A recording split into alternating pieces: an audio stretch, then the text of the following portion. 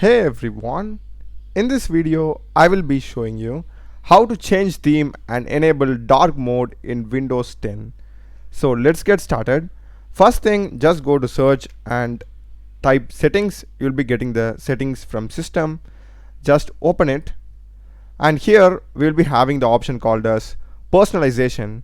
Select that, and we'll be having colors. Click it, and in colors we'll be having this choose your default app mode.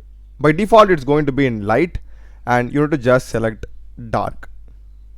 And in case if you want to change Windows color, by default it's going to be in blue. You can just change any color or add custom color also, and you can even enable this for the start taskbar and everything. You can just customize and play it on your own over here. So now we have changed it to dark. So now if I go to my file explorer, so as you can see here, right, the entire interface is dark in color.